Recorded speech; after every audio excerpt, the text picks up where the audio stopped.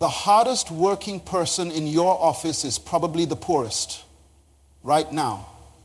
Someone is staying late, answering every email, volunteering for every project, and sacrificing their weekends.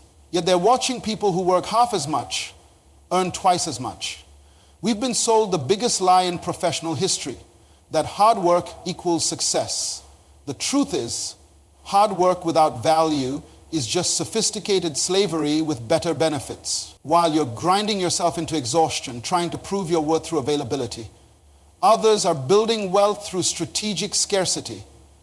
The person who works 80 hours a week for someone else's dream will always be poorer than the person who works 40 hours a week on their own value creation. There is a man sitting in his office right now, staring at his computer screen, wondering why his life feels like a broken record. He arrives first, leaves last, answers every email within minutes, accepts every meeting request, and yet he watches others get promoted while he remains stuck in the same position year after year. His name is Marcus, and his story is the story of millions of people who have confused being available with being valuable. Marcus believed that if he just showed up more, worked harder, and said yes to everything, success would eventually find him. For 12 years, he maintained this philosophy. He was the guy everyone called when they needed someone to stay late. He was the reliable one, the dependable one, the one who never complained. But when the promotion came up last month, it went to Jennifer, a woman who had been with the company for only 3 years. Jennifer worked 6 hours a day to Marcus's 12. She turned down projects that didn't align with her goals. She was selective about her commitments.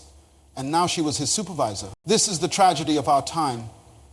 We have created a generation of people who measure their worth by their availability rather than their value.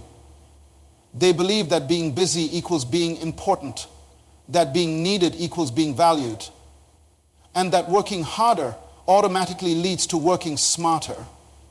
But here is what Marcus never understood, and what most people fail to grasp. Availability without value is not an advantage. It is a liability. When you make yourself available to everyone for everything, you become valuable to no one for nothing. You become the human equivalent of a 24-hour convenience store. Always open, always accessible, but never premium, never exclusive, never commanding the respect and compensation that true value deserves. The convenience store serves a purpose, but it will never be mistaken for a luxury boutique. It will never command premium prices because its very nature screams ordinary, common, accessible to all. Marcus was trapped in what I call the availability addiction. Like any addiction, it felt good in the moment. Every time someone needed him, every time his phone buzzed with another request, every time someone said they couldn't do it without him, he felt a temporary rush of importance. But just like any addiction, the high was brief and the long-term consequences were devastating. He was burning himself out to fuel other people's success while his own dreams collected dust on the shelf of good intentions. The modern workplace has become a breeding ground for this confusion. We celebrate the person who answers emails at midnight, who sacrifices family dinner for another conference call, who has never taken a real vacation because they are too important to leave. But these same people often find themselves stuck in positions that don't fulfill them, earning salaries that don't reflect their efforts, working for organizations that view them as replaceable parts in a machine rather than irreplaceable assets to the mission. This is not about working less or caring less about your responsibilities. This is about understanding that there is a fundamental difference between motion and progress, between activity and achievement, between being busy and being effective.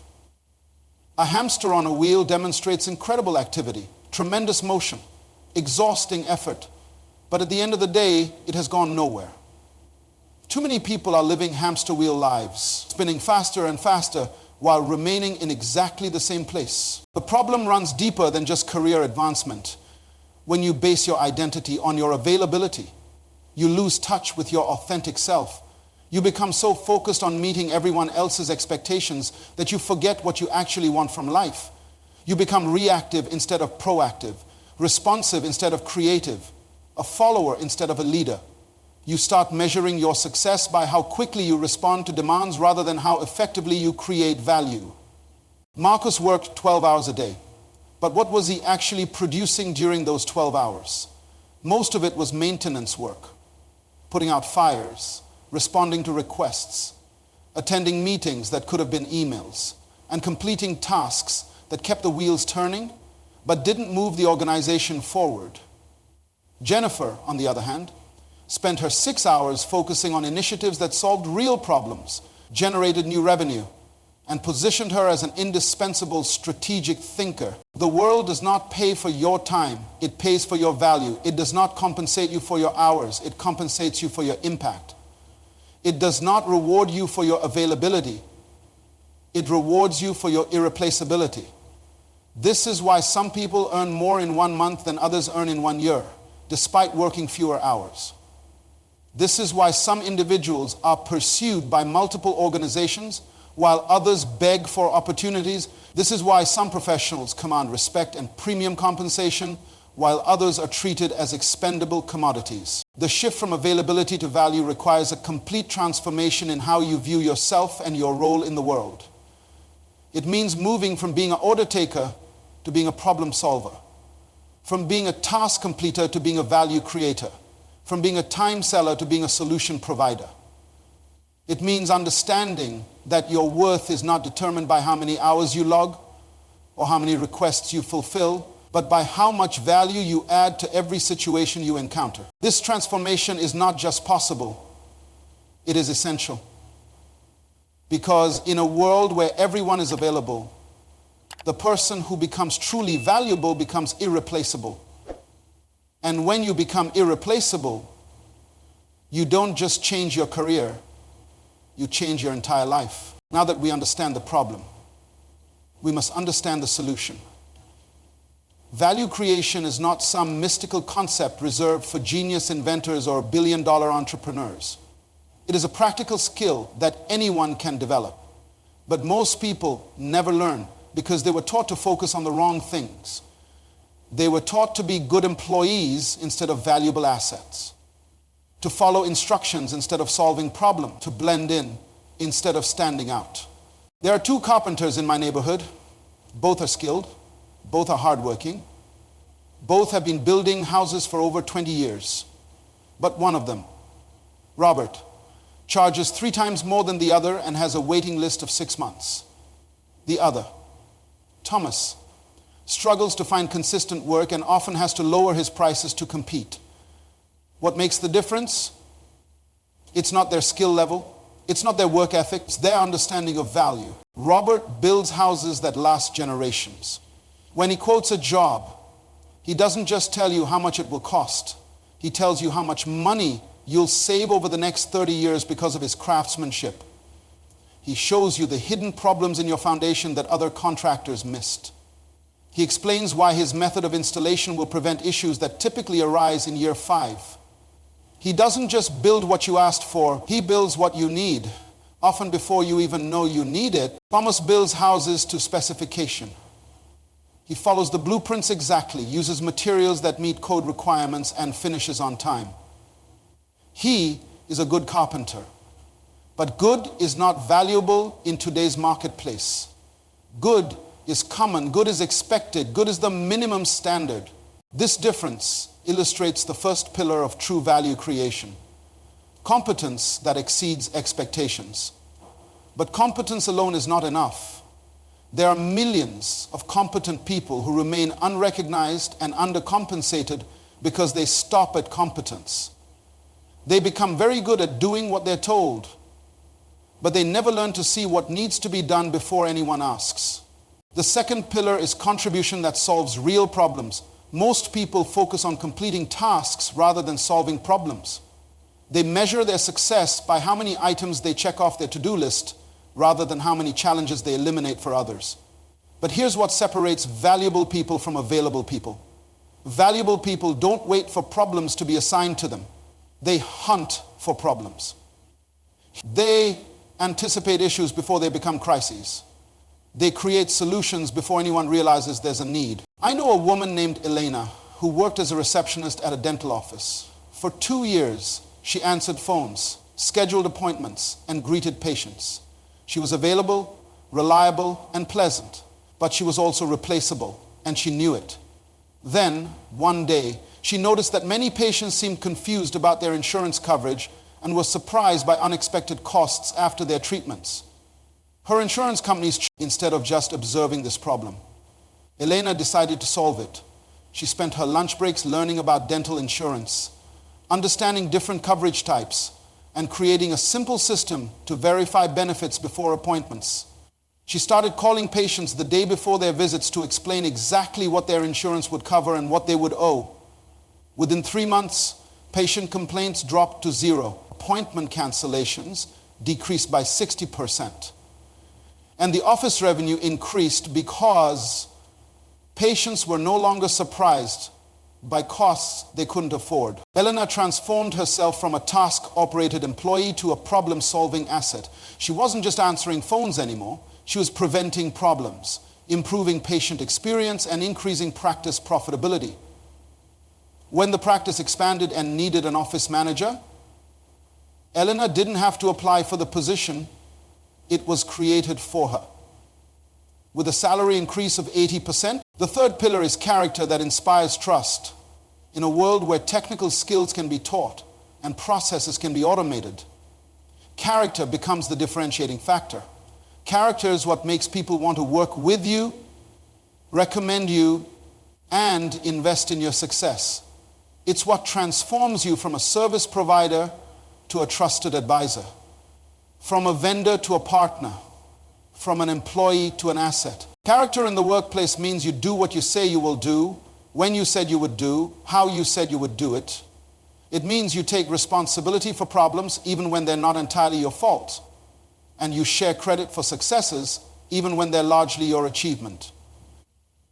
It means you tell the truth even when it's inconvenient, and you maintain your standards even when no one is watching. But true value creation happens when these 3 pillars work together. Competence without contribution makes you skilled but irrelevant. Contribution without character makes you effective but untrustworthy. Character without competence makes you likable but limited. When you combine exceptional competence with meaningful contribution and unshakable character, you become more than valuable. You become irreplaceable. This is how you move from being someone who responds to demands to someone who creates opportunities. This is how you transition from selling your time to selling your value. This is how you stop competing on price and start commanding premium compensation. Because when you truly understand value creation, you realize that your goal is not to be the cheapest option available, but to be the only option that makes sense. But knowing what value looks like is only half the battle. The other half is escaping the trap that keeps most people stuck in the availability cycle. This trap is more dangerous than you think because it disguises itself as virtue. Society teaches us that saying yes makes us good people, that being helpful makes us valuable, and that being needed makes us important. But this is one of the greatest lies ever told. When you say yes to everything, you are actually saying no to the things that matter most. When you make yourself available to everyone, you make yourself valuable to no one. When you try to be all things to all people, you become nothing special to anyone. This is not about being selfish or uncaring. This is about understanding that your time, energy, and attention are finite resources. And how you allocate these resources determines your destiny. Most people are terrified of saying no because they fear rejection, conflict, or missed opportunities. They believe that every request might be the one that changes their life, so they accept them all. But here's what they don't understand. When you have no boundaries, you have no identity. When you have no standards, you have no value. When you accept everything, you stand for nothing. There's a psychological principle that governs all human behavior. We value what is scarce and take for granted what is abundant. Water is essential for life, but because it's readily available, we don't think about it much. Diamonds serve no practical purpose, but because they're rare, we consider them precious. The same principle applies to people. When you're always available, always willing, always ready to drop everything for others, you become like water essential but unappreciated. I want to tell you about a restaurant server named Antonio. For 3 years, he worked every shift offered, covered for sick colleagues, and never turned down overtime. He was the most available employee in the restaurant, but his tips averaged the same as everyone else. He was frustrated, exhausted, and felt unappreciated despite his dedication. Then Antonio made a simple but powerful change. He stopped working double shifts. He started saying no to covering for others unless it was an emergency. He focused his energy on providing exceptional service during his scheduled hours instead of mediocre service during endless hours. Within 2 months, something remarkable happened. His tips increased by 300%. The other servers were confused. Customers started requesting his section specifically. Management began treating him differently. What changed? Antonio became scarce. When people couldn't have him whenever they wanted, they valued him more when they did have him. When he stopped being constantly available, he started being genuinely valuable. This is the power of strategic unavailability. It's not about being difficult or uncooperative. It's about being selective with your yes, so that when you do say yes, it means something. It's about protecting your time and energy so that you can invest them in activities that truly matter. It's about understanding that your availability is a currency. And like any currency, when you flood the market with it, it loses its value. The hardest part about escaping the availability trap is that it requires you to disappoint some people in the short term to serve them better in the long term. It requires you to say no to good opportunities so you can say yes to great ones. It requires you to stop being a people pleaser and start being a value creator. But here's what happens when you make this shift. People stop taking you for granted. They start appreciating your time because they know it's not unlimited. They start valuing your contribution because they know it's not automatic. They start respecting your boundaries because they know you have them. Now that you understand the trap and how to escape it, you need to understand how to build something that will make you truly irreplaceable. Think of your skills, knowledge, and abilities as an investment portfolio. Most people have portfolios that are poorly diversified, heavily weighted toward tasks that anyone can do, and completely lacking in assets that appreciate over time. Just like financial investments, there are 3 types of value you can create: immediate value, sustainable value, and transformational value. Most people focus only on immediate value because it provides instant gratification and quick recognition. They become experts at putting out fires, handling emergencies, and solving today's problems. But immediate value has a short shelf life. Once the crisis is over, your contribution is forgotten. Sustainable value is different. It's the systems you create, the processes you improve, and the knowledge you transfer that continues to benefit others long after you've moved on. When you build sustainable value, you create a legacy that speaks for you even when you're not in the room. Because transformational value is the highest level.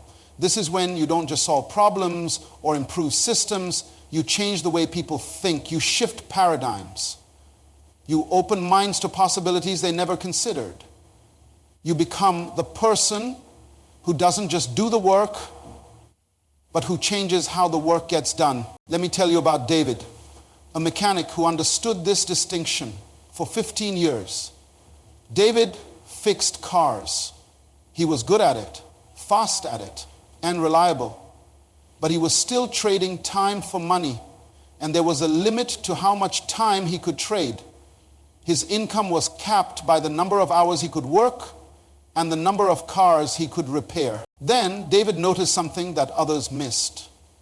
Many of the problems he was fixing repeatedly could have been prevented with simple maintenance that most car owners didn't know how to do.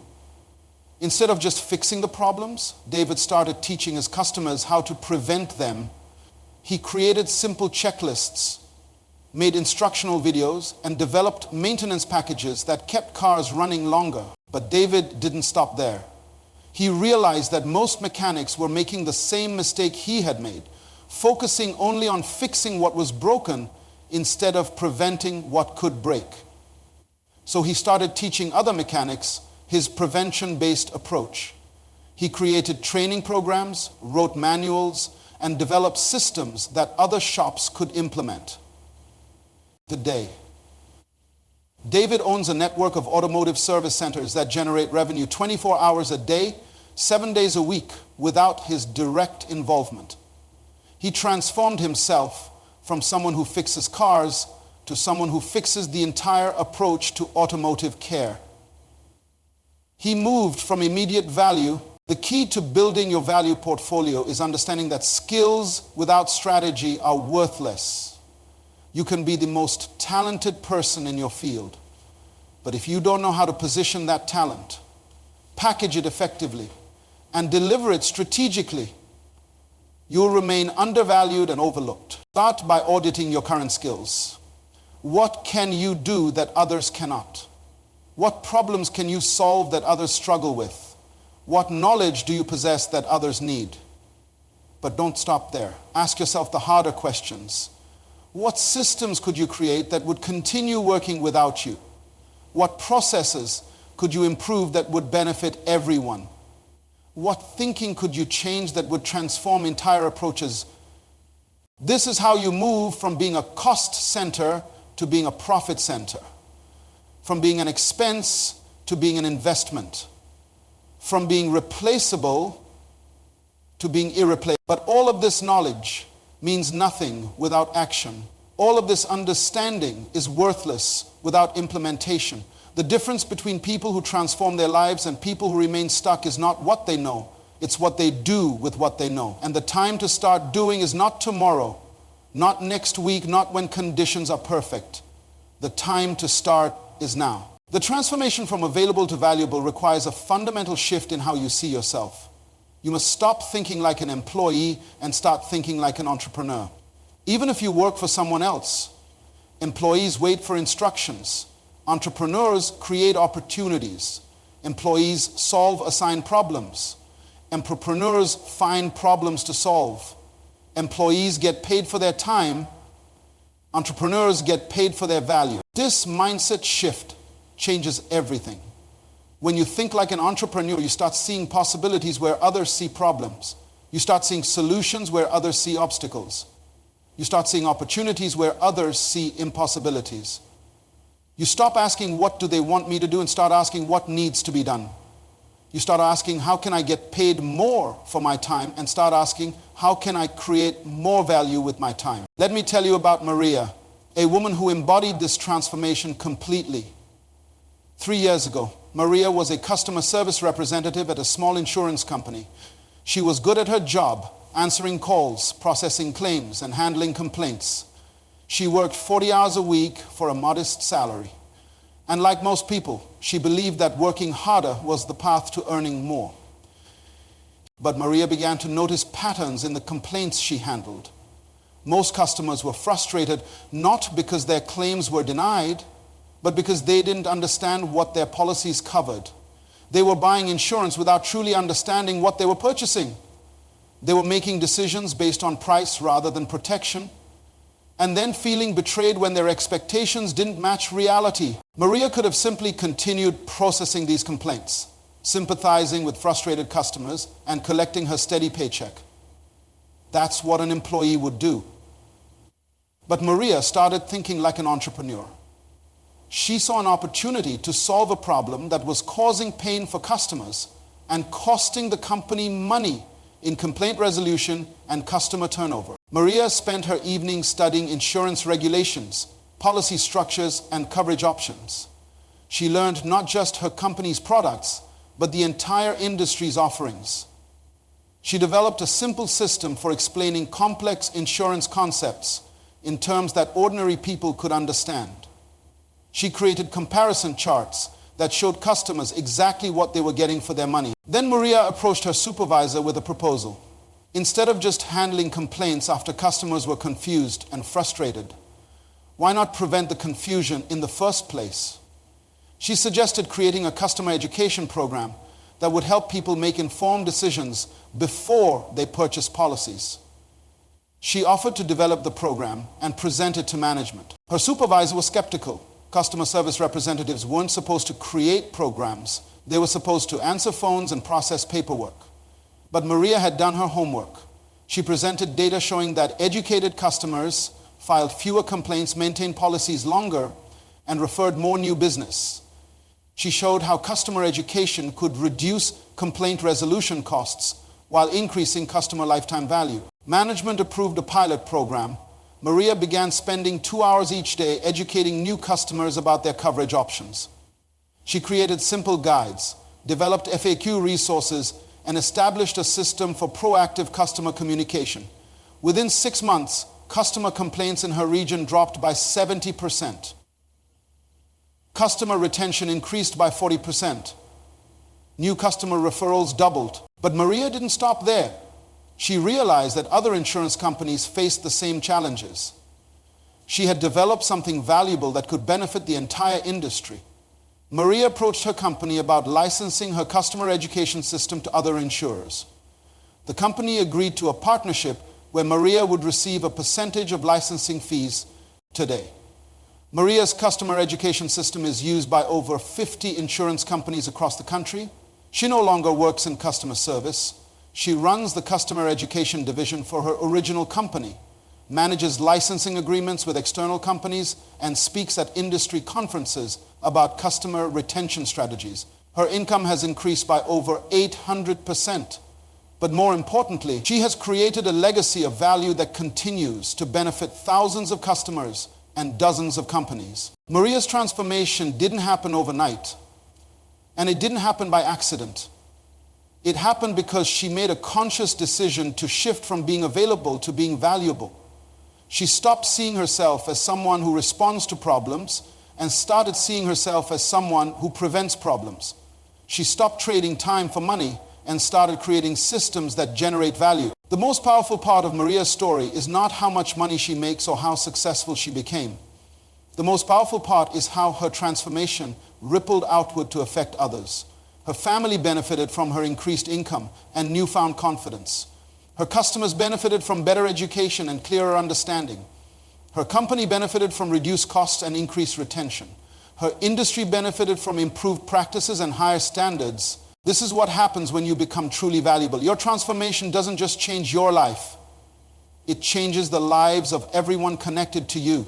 Your children see a different model of what's possible.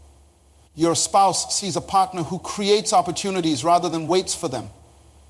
Your community sees someone who adds value rather than just takes up space. But this transformation requires courage. It requires the courage to say no to good opportunities so you can say yes to great ones. It requires the courage to invest in yourself when others think you should be grateful for what you have. It requires the courage to bet on your own potential when everyone else sees only your current position. The question is not whether you have the ability to become valuable. You do. The question is whether you have the courage to stop being just available. The question is whether you're willing to do the work that others won't do so you can have the life that others can't have. Starting today, I challenge you to implement what I call the 30-day value transformation. For the next 30 days, ask yourself 3 questions every single day. First, what problem did I solve today that others couldn't solve? Second, what system did I improve today that will continue working without me? Third, what knowledge did I share today that changed how someone thinks? If you can answer these questions, you're operating in availability mode. If you can answer them, you're operating in value mode. The goal is not to answer them perfectly every day, but to train your mind to think in terms of value creation rather than task completion. Your life is not determined by your circumstances. It's determined by your choices. You can choose to remain available, convenient, and ordinary. Or you can choose to become valuable, strategic, and extraordinary. The choice is yours, but you must choose. Because in a world where everyone is available, only the valuable will thrive. The time for transformation is now. The opportunity for greatness is here. The question is, what will you choose?